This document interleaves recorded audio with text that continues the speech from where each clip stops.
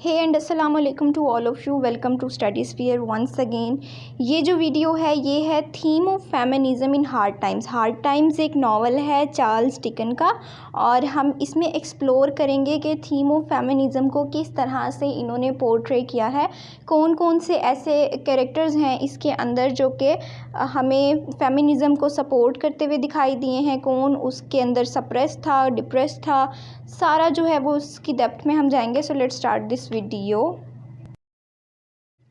So the theme of feminism in Charles Dickens' novel Hard Times explores the challenges and limitations faced by a woman in a patriarchal society. तो जो theme है feminism की Charles Dickens के इस novel में हमें क्या बताती है कि बेसिकली ख़वातीन को कौन कौन से चैलेंजेस का सामना था, कितनी उनके ऊपर लिमिटेशंस थी जब वो एक पेट्रियार्कल सोसाइटी में रहती थी। पेट्रियार्कल सोसाइटी का मतलब ये होता है कि मेल डोमिनेंट सोसाइटी, यानी जो ख़वातीन हैं, विमेन हैं उस टाइम की, उस एरा की, वो बहुत रिसेसिव हैं इन नेचर। इवन अगर वो नहीं भी चाहती कि वो रिसेसिव हों, फिर भी मेल इतने ज़्यादा डोमिनेंट हैं कि फ़ीमेल्स ऑफ दैट टाइम वो सिर्फ सप्रेस्ड और डिप्रेस्ड ही रह गई हैं। Dickens portrays the way women are oppressed, marginalised and denied autonomy, ultimately critiquing the gender inequalities of the time. ये थोड़ी मुश्किल बातें हो गई, हम इनको ईजी तरीके से समझते हैं। ओके, सो चार्ल्स डिकन ने पोर्ट्रे किया है कि किस तरह से ख़वातीन बहुत ज़्यादा ऑप्रेस्ड थीं। ऑप्रेस्ड का मतलब ये होता है कि उनके ऊपर बहुत ज़्यादा प्रेशर डाला जाता था।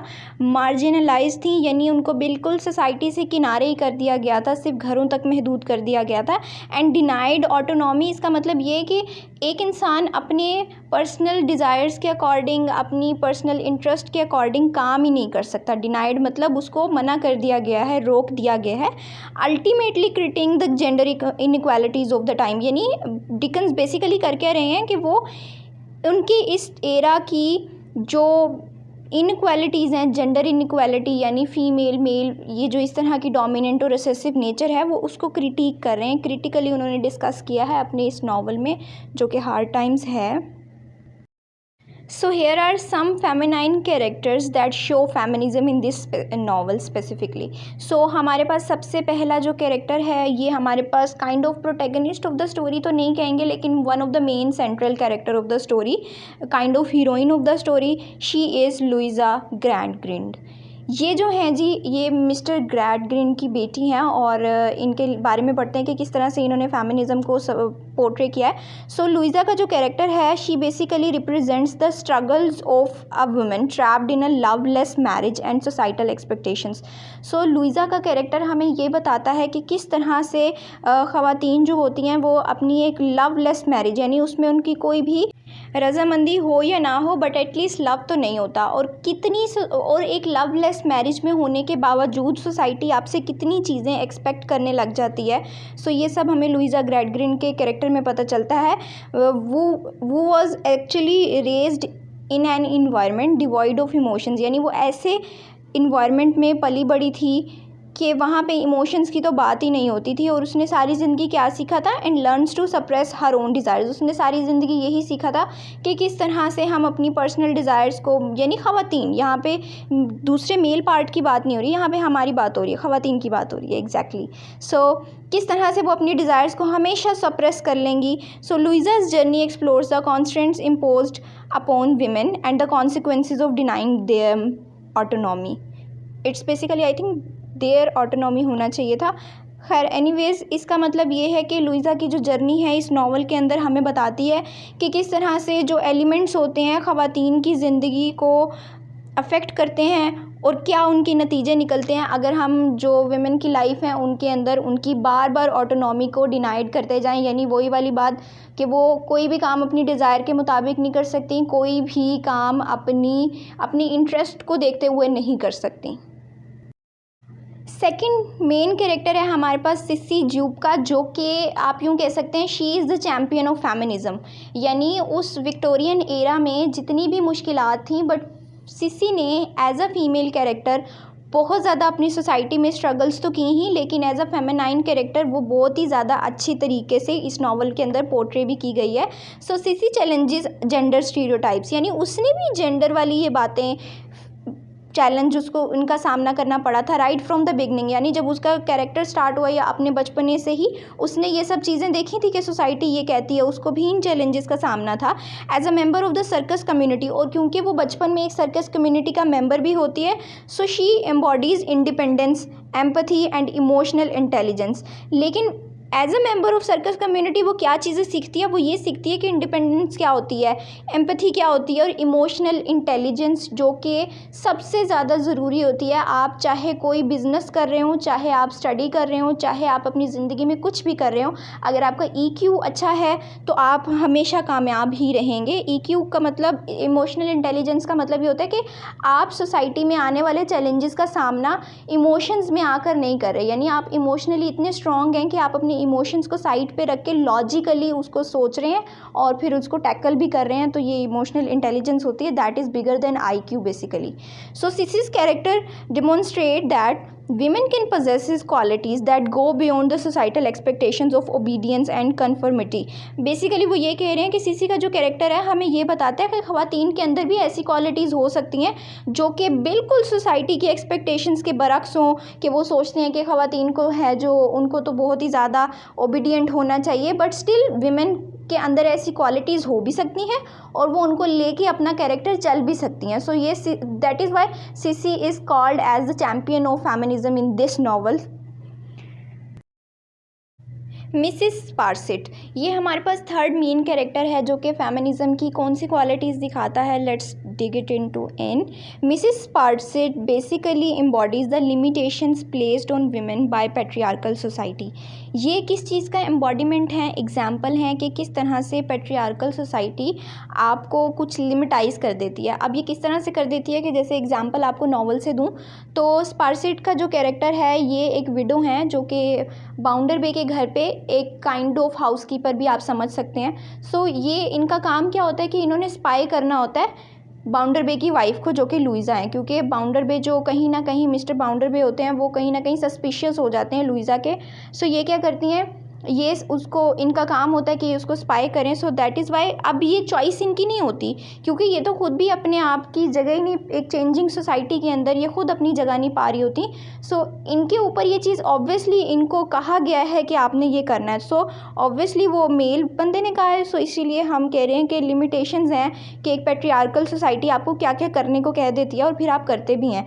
एज एन अनमैरिड वुमेन, ये अनमैरिड होती हैं बिकॉज विडो होती हैं, she is constantly seeking power and relevance through others. तो ये जाहिर है इनका कोई अपना ही ठिकाना नहीं होता, तो ये अपनी आप को प्रोमिनेंट करने के लिए, अपना कैरेक्टर प्रोमिनेंट करने के लिए ये दूसरों से एनर्जी लेती हैं, दूसरों से पावर लेती हैं। Dickens portrays her as a failed women, और ऑब्वियसली ये एक फेल्ड वुमेन ही है जिनका ना खुद का कुछ है ना वो किसी और का कुछ बनने दे रही है। वो resorts to manipulation and control as a mean of asserting herself. वही वाली बात होगी कि दूसरों को कंट्रोल कर रही हैं, इनको लग रहा है कि दूसरों को मैनिपुलेट करके, कंट्रोल करके कहीं ना कहीं इनको अपने आप का कुछ पता चल जाएगा।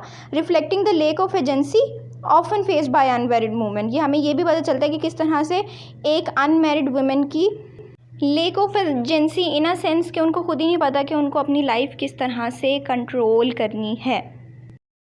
फोर्थ मेन कैरेक्टर है हमारे पास जो फेमिनाइन कैरेक्टर है मिसिस ग्रैडग्रीन का, जो कि लुइज़ा की मदर भी हैं। So Mrs Gradgrind represents the consequences of a society that defines women solely in term of their roles as wives and mother's.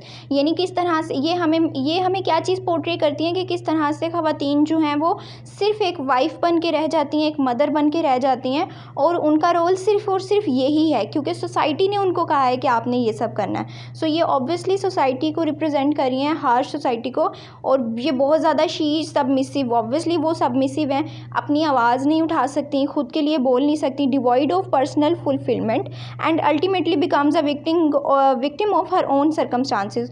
और इनकी कोई मतलब पर्सनल फुलफिलमेंट ही नहीं है, ये सिर्फ दूसरों के लिए कर रही हैं सब कुछ जो भी ये कर रही हैं। और क्योंकि ये एक मदर भी हैं, सो ऑब्वियसली ये अपने हस्बैंड के आगे भी कोई उनको करेक्ट नहीं कर पाती, क्योंकि इनके हस्बैंड कोई अगर लॉजिक पे बेस फेस बात कर रहे हैं फिर भी उनको टोक नहीं सकती क्योंकि ये बहुत ही ज़्यादा सप्रेस्ड हैं उनकी वजह से, और इसीलिए ये एक विक्टिम भी एंड पे बन के रह जाती हैं अपने ही सर्कमस्टांसिस की वजह से। And her character emphasises the limitation placed on women's individual aspirations, और इससे हमें ये सब भी पता चलता है कि किस तरह से कौन सी लिमिटेशंस को एक अगर औरत के ऊपर रख दिया जाए, इन्फ्लुएंस कर दिया जाए, तो किस तरह से उस इंडिविजुअल की, फीमेल कैरेक्टर की जो एस्पायरेशंस होती हैं वो बहुत ज़्यादा अफेक्ट्स होती हैं, और वो फिर ऑब्वियसली सोसाइटी को भी इन रिटर्न अफेक्ट ही करती हैं। ये हमारे पास लास्ट कैरेक्टर्स हैं, Rachel and Stephen Blackpool's wife basically. So though Rachel doesn't have a significant presence in the novel, इनका जो कैरेक्टर है नॉवल के अंदर इतना ज़्यादा सिग्निफाई नहीं है, उसकी प्रेजेंस इतनी ज़्यादा नहीं है, बट स्टिल उनकी जो लॉयलिटी है for Stephen Blackpool highlights the strength and endurance of women in the face of adversity. यानी अगर ख़वातीन किसी से लॉयल होने पर आती हैं तो वो किस हद तक लॉयल हो जाती हैं। इवन कि स्टीफन्स की वाइफ का जो कैरेक्टर है वो भी इसमें इतना ज़्यादा नॉवल में एज अ कैरेक्टर नज़र नहीं आया हमें, लाइक दो never appearing in person symbolizes the voiceless oppressed woman। अब क्योंकि स्टीफन की वाइफ का कभी भी कैरेक्टर आया ही नहीं, अब हमें ये दिखाता है कि किस तरह से ख़वातीन इतनी ज़्यादा सप्रेस्ड होती हैं कि उसको पता भी होता है कि उसका हस्बैंड उससे डाइवोर्स लेना चाहता है या ना खुश है, बट वो उसमें उसका कोई रोल ही नहीं है, वो कुछ कह ही नहीं रही, वो अपने लिए कोई आवाज़ नहीं उठा रही, और ये हमें फिर इससे ही पता चलता है वो is treated as property rather than an equal human being. और जाहिर है वो फिर एक प्रॉपर्टी, क्योंकि स्टीफन जब डाइवोर्स लेने की कोशिश करता है तो वो इसी तरह से बात करता है जैसे वो उसकी कोई पर्सनल प्रॉपर्टी हो और कोई ह्यूमन बीइंग तो हो ही नहीं, यानी उसकी तो कोई चॉइस ही नहीं है, सब चॉइसेस जो हैं वो मेल की ही हैं, यानी उसके हस्बैंड की ही हैं जो स्टीफन है। Lastly these characters and their respective journey, यानी ये जितने भी कैरेक्टर्स हैं उनकी जितनी भी जर्नी है, जो भी उनका रोल है, contribute to the feminist theme in hard times.